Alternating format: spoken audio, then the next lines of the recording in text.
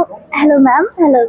सो ma'am, Banaras फ्लेट fest organise या join करने का क्या मोटिव था आपका? हमने आप बताएं। अब मैं बताती हूँ हमने ऑर्गेनाइज क्यों किया। हमने ऑर्गेनाइज इसलिए किया क्योंकि काशी बहुत प्राचीन समय से कला और साहित्य की राजधानी रही है। और बहुत ज़रूरी है कि यहाँ के युवा, यहाँ के श्रोता दोबारा जाने की काशी की विरासत क्या है, हिंदुस्तान की विरासत क्या है, साहित्य की नई नई सोच क्या है। और इस सब के लिए काशी में इस तमाम विचारधाराओं का संगम होना जरूरी था और एक मंच होना जरूरी था। ये सोच के हमने बनारस लिटरेचर फेस्टिवल ऑर्गेनाइज किया। अब मैम आपका participate. Kashi, Banaras is the heart of India, right? It's the heart of Indian culture. And even today, I can say it's a beating heart of India. I'm again repeating this word. So it's important to be here. It's important to learn from it. And it's important to share the stories of rest of India with the people of Banaras. But ma'am, इधर तो बहुत सारे अलग अलग दरबार है ना, तो अलग अलग टाइम पे अलग अलग चीज चल रही है। एंड अगर किसी एक पर्सन को दोनों अटेंड करना हो, so how is it possible? तो हम लोग फेसबुक पे भी लाइव जा रहे हैं, हाँ, यूट्यूब पे भी लाइव जा रहे हैं। तो अगर ऐसा हुआ कि आप किसी खास सेशन में किसी खास व्यक्ति को सुनना चाहते हैं और वो मुकम्मल नहीं हो सका, तो आप डेफिनेटली आप वर्चुअल मीडियम के तहत उसको देख सकते हैं।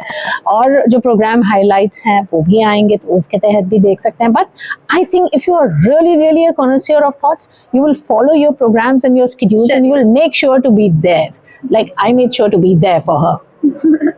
Thank you ma'am. और आपकी बुक जो रिलीज मतलब आने वाली है, वो उसका मोटिव क्या है?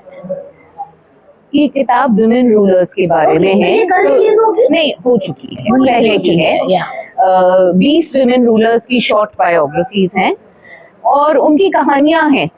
कहानियों से हम क्या सीख सकते हैं वो अब आप देखेंगे। तो जैसे मैं बात कर रही थी, एजुकेशन है, कैसे हैंडल करना है, प्रजा के हित में वो ज्यादा करती थी मेन के मुकाबले, ये बात तो है। उनको एक चीज कई सीखे हैं, अपने खुद के सपोर्ट ग्रुप्स बनाना, जो आदमियों से अलग सपोर्ट ग्रुप्स हैं, बहुत सारे सीख है जो। और सबसे ज्यादा ये है कि men should also read it, women should also read it, so that they understand what women can do and what is the power of women. And you know, they should lay to rest this myth.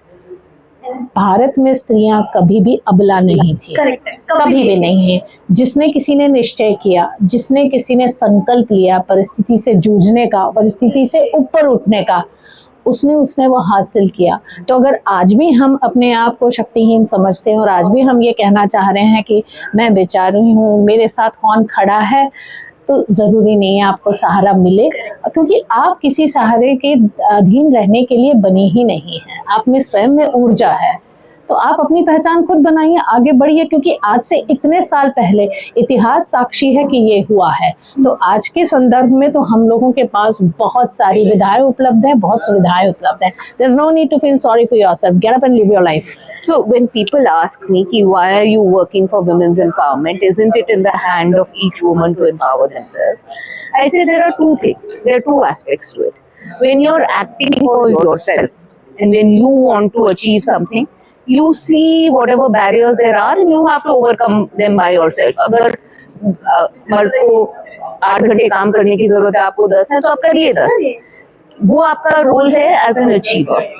You have a second role as a member of society, where you help remove barriers, where you help remove things that create inequality. तो आपके 2 role हैं, इसलिए this is what it is. Thank you so much, ma'am.